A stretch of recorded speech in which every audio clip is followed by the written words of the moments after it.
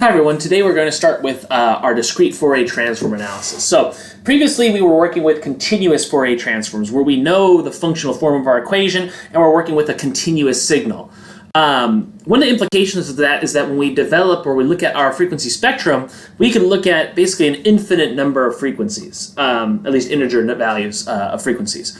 But when you're doing a discrete Fourier transforms, you're working with a discrete data set, so a real data set, an experimental data set. And when you're gathering real experimental data, you are going to be working with a sampling frequency.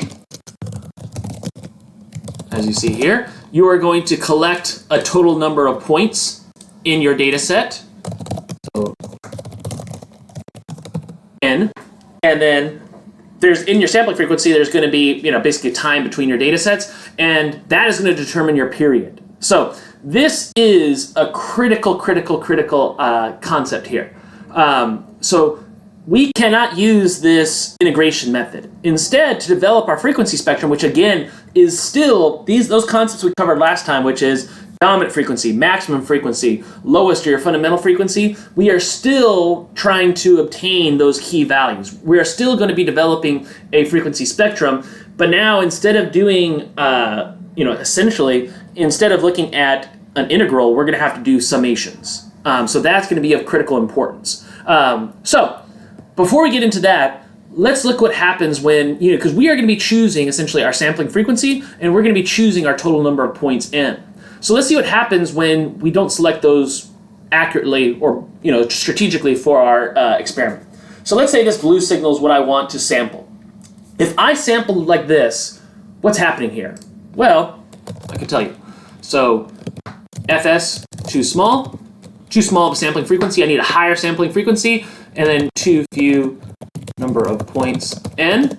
And what we see here, and what we're kind of finding out, is that I am measuring low frequencies, but missing my high frequencies.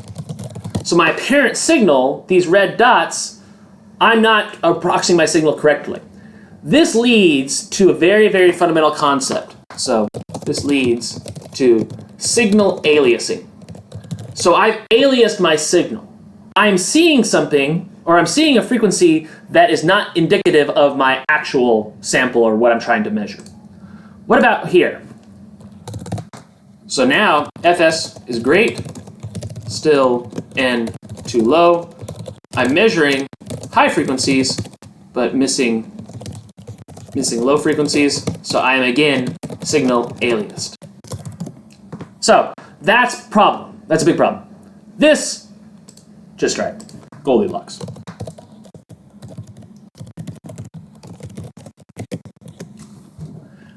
Now, we have to, first off, we have to figure out, again, what is our kind of magic number? How can we select a sampling frequency where we're not going to alias our signal? To do that, we're going to work with our Nyquist frequency. So the Nyquist frequency states that we can only measure frequencies that are half our sampling frequency. So this condition, we can only measure frequencies as large as our Nyquist frequency once we select an f sub s. You can kind of prove that, and we'll kind of see that, basically in our lecture. But that is going to be kind of the critical concept to avoid that signal aliasing process.